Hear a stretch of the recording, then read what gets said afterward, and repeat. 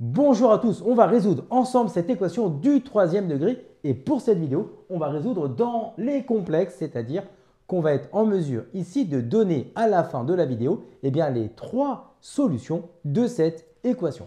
Donc en fait ici dans un premier temps, on va essayer de simplifier l'expression pour faire apparaître des expressions remarquables, donc ici pour pouvoir factoriser l'équation et avoir une équation produit nul pour pouvoir résoudre cette équation parce que ici on a une équation du troisième degré, comme vous le voyez bien. On pourrait appliquer ici la méthode de Cardan, mais qui est un peu très lourde à appliquer. On va être un petit peu subtil, parce qu'on a fait apparaître 36, et 36, vous allez voir, on va commencer par le décomposer. Donc en fait, ici, j'ai x au cube plus x au carré, et je vais décomposer le 36, et on va le voir après pourquoi, sous la forme moins 27, moins 9 égale à 0. Donc ici, quand on fait moins 27, moins 9, on a bien moins 36, donc l'équation est équivalente. Et je vais écrire de cette manière-là, x au cube moins 27 plus x au carré moins 9 égale à 0. Ensuite, je remarque une chose, c'est que 27, c'est 3 au cube. Et 9, c'est 3 au carré. Donc on va l'écrire x au cube moins 3 au cube plus x au carré moins 3 au carré égale à 0. Et là apparaissent des formes classiques qui vont nous permettre d'obtenir des factorisations. Ici, la première, vous avez remarqué, c'est celle-ci. Si on a a carré moins b carré, ça nous donnera a moins b facteur de a plus b. Donc ça, c'est pour celle-ci qu'on va appliquer cette formule-là, a carré moins b carré. Si on a maintenant a au cube moins b au cube, c'est a moins b facteur de a carré plus ab plus b carré. Et ça, c'est pour cette expression. Donc, on a pour les deux expressions des factorisations possibles. Donc, on va pouvoir les appliquer. Donc, pour la première, ça va nous donner, x moins 3. Parce que là, ici, le a, c'est x et le b, c'est 3 dans cette formule ici. Donc, ça nous fait x moins 3 fois a carré, donc x au carré, plus 3x, plus le b, ça fait 9. Donc ça, c'est la formule que j'ai appliquée ici pour la partie en bleu. Je fais la même chose pour la partie en rouge. La partie en rouge, c'est a carré moins b carré. Donc ça nous fait plus, a moins b, facteur de a, plus b, égale 0.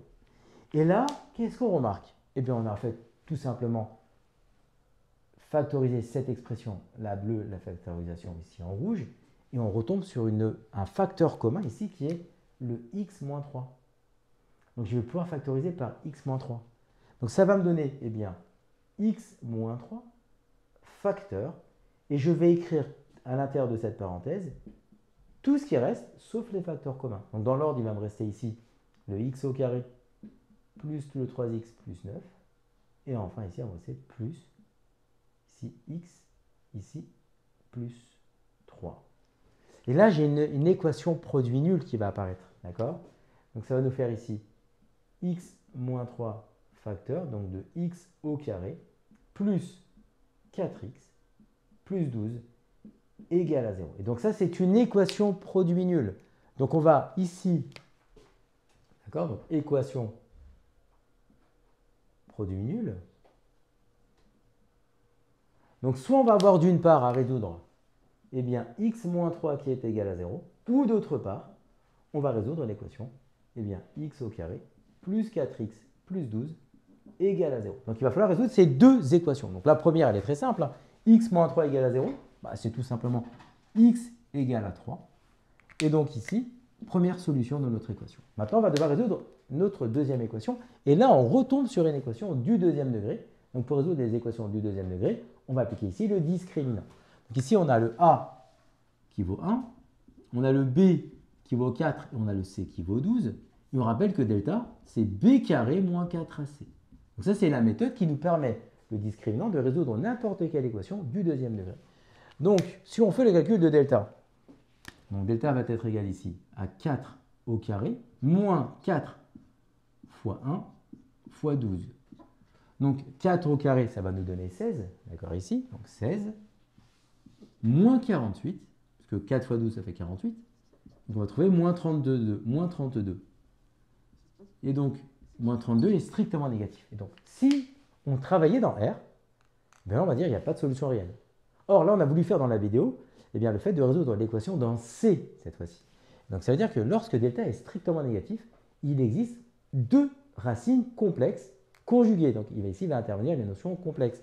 Donc, la première solution, c'est une formule à connaître, c'est eh bien, moins B moins I racine carrée de moins delta sur 2A. Donc, ça, c'est la première solution. Et la deuxième solution, ça sera x2 égale moins B plus I racine de moins delta sur 2A. Donc ça, c'est des formules à retenir. Et donc maintenant, on connaît A, on connaît B, on connaît delta. On remplace. Ça nous fait x1 égale, donc ici, moins B. B, c'est 4. Donc si on fait moins B, ça nous fait moins 4. Moins I racine de moins delta. Attention, delta, c'est moins 32. Donc on veut moins delta. Donc ça fait moins 32. Donc ça nous fait 32 sur 2A, donc sur 2. On va simplifier un peu l'expression, parce que dans un premier temps, on va ici un peu utiliser des racines carrées. Regardez, la racine carrée de 32, on peut l'écrire comme racine carrée de 16 fois 2. Vous êtes d'accord? Or, on sait que si on a racine de A fois B, là, ça fait racine de A fois racine de B. Donc, c'est-à-dire que ici, mon racine de 16 fois 2, eh bien, c'est racine carrée de 16 fois racine carrée de 2. Mais racine carrée de 16, c'est 4. Ça fait 4 fois racine carrée de 2. D'accord? Donc, on va pouvoir en transformer ici mon racine de 32 eh bien, en 4 racines de 2. Donc, ça va nous faire x1 égale moins 4, moins i fois 4 racine de 2, le tout sur 2.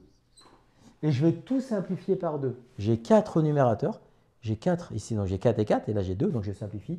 Je vais factoriser par 2 au numérateur, donc je vais pouvoir tout diviser par 2, si on préfère. Donc ça, on divise par 2 ici, on divise par 2 ici, il faut diviser l'ensemble du numérateur.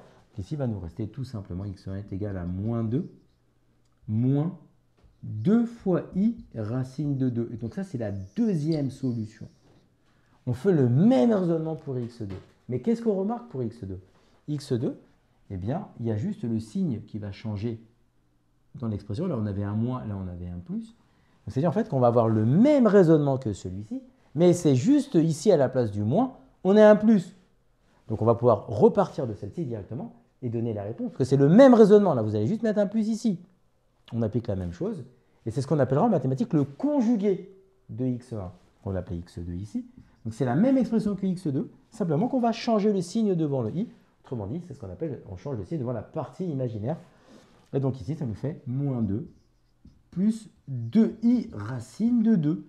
Et donc là, on a trouvé ici notre troisième solution de notre équation. Donc si on récapitule, eh bien, les solutions de cette équation, eh bien, c'est d'une part, eh bien, x est égal à 3, et enfin, x est égal à moins 2i racine de 2, et enfin, x2, la troisième racine, moins 2, plus 2i racine carrée de 2.